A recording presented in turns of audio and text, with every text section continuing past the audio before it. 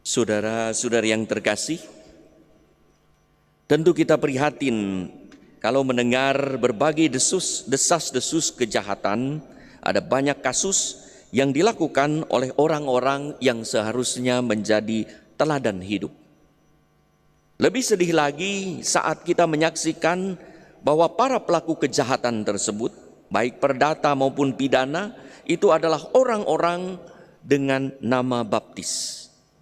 Ternyata ada murid-murid Yesus yang jatuh, ikut arus, bahkan menjadi oknum dan otak pelaku kejahatan. Padahal kita diutus untuk menjadi teladan hidup yang menghadirkan kasih Allah. Setelah menuturkan sabda bahagia sebagai pedoman menjadi murid Yesus, Yesus mengingatkan identitas kita sebagai garam dan terang dunia.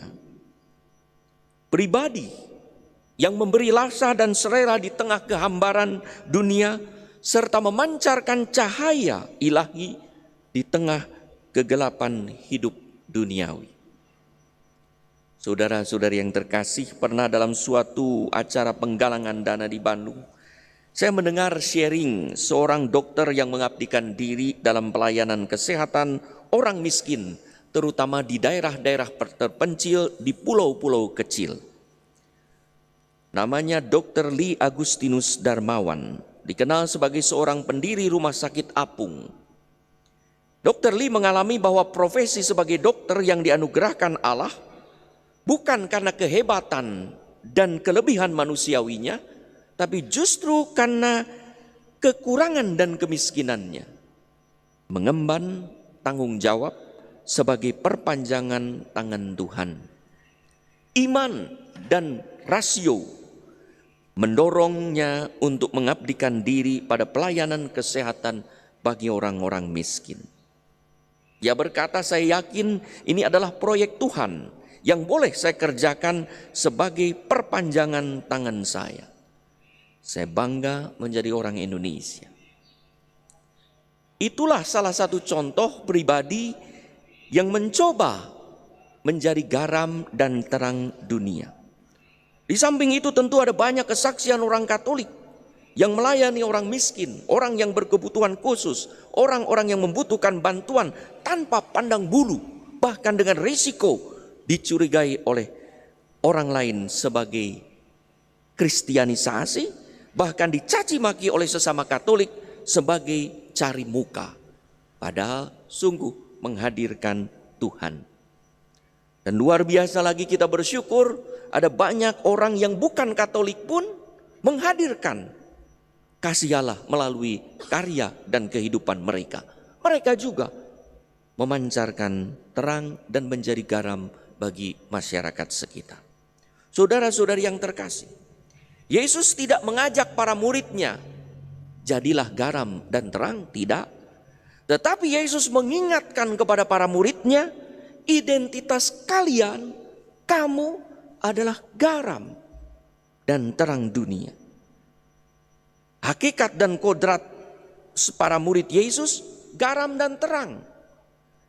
Kita tahu bahwa garam mempunyai setidaknya dua fungsi utama.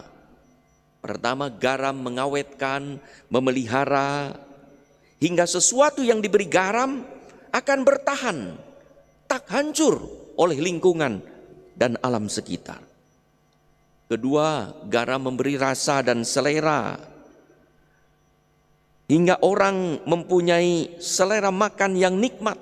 Bayangkanlah kalau kita menyantap makanan tawar, hambar. Lalu kita membutuhkan garam, diberi garam sedikit. Para murid diminta untuk merevitalisasi diri berdasarkan semangat taat kepada Roh Kudus, hingga mereka mampu menjadi pribadi yang mengawetkan, mempertahankan nilai-nilai kerajaan Allah seperti yang diajarkan Yesus di tengah-tengah dunia yang penuh godaan dan tantangan. Ada macam-macam tantangan yang kita hadapi. Materialisme, hedonisme, sekularisme, yang bisa membuat orang pergi dari Tuhan, menjauh dan berbuat jahat, hidup dalam kegelapan.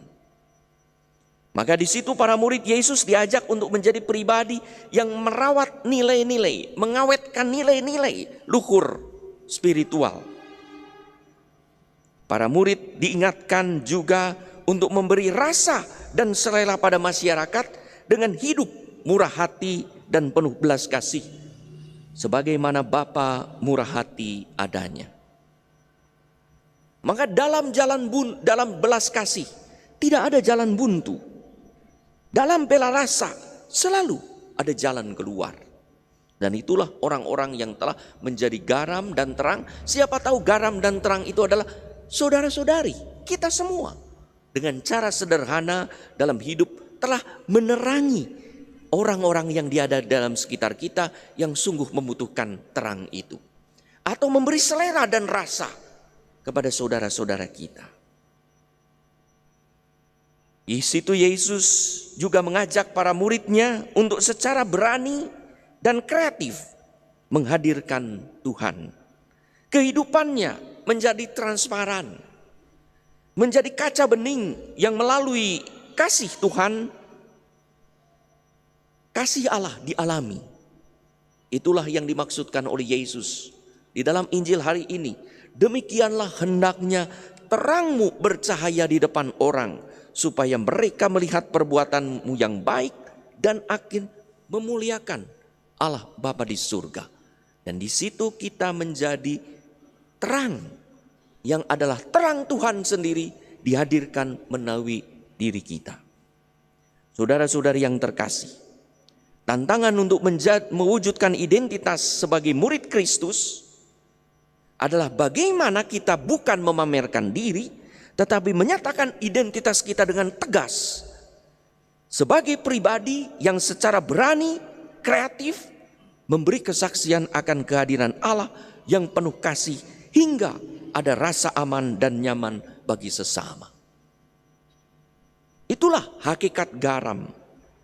Ia dikenal dan diakui keberadaannya justru pada saat ia memberi rasa dan selera kepada orang lain. Demikianlah terang. Terang ada dan diakui bukan untuk menerangi dirinya sendiri.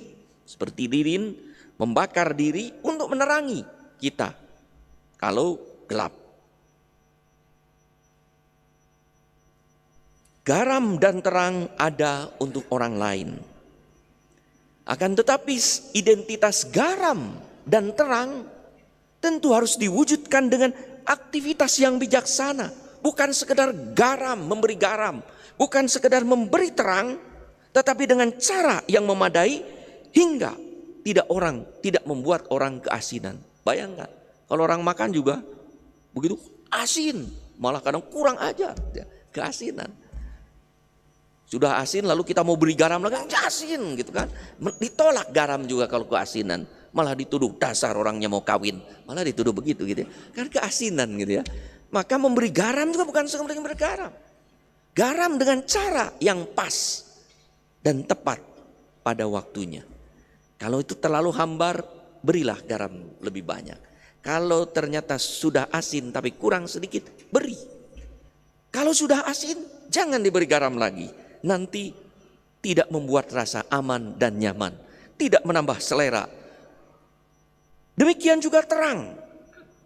Terang dibutuhkan ketika ada kegelapan, ada redup, orang membutuhkan cahaya. Ketika sudah bercahaya lalu orang menyinarkan terang lagi, maka orang bisa marah, kesilauan, silau, matikan. Nah, demikian juga kehadiran kita sebagai identitas garam dan terang harus dihadir bijaksana sedemikian rupa. Saudara-saudari yang terkasih, kekatolikan mesti dihidupi sedemikian rupa. Dengan cara yang baik, yang benar, yang santun. Yang membuat rasa aman dan nyaman, rasa nikmat dan selera. Agar menjadi berkat bagi orang lain. Membuat diri kian bersuka cita ketika merasa menjadi berkat bagi orang lain. Dan dirinya akhirnya makin memuliakan Allah. Karena orang bisa merasakan kasih terang Allah melalui kehidupan kita. Mari Kita menjadi orang Katolik yang bercahaya dan memberi selera pada sesama dan tetangga dengan semestinya.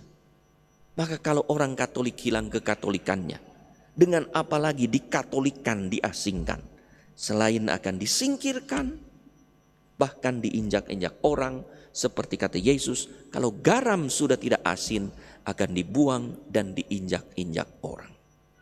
Mari kita menjadi garam dan terang bagi tetangga, keluarga, gereja, dan bangsa, agar kehadiran kita dimanapun sungguh dinanti-nanti, karena memberi selera dan rasa, serta memberi semangat dan terang, serta semangat kehidupan. Jadilah, bukan hanya jadi, kita diingatkan, kita adalah garam dan terang dunia.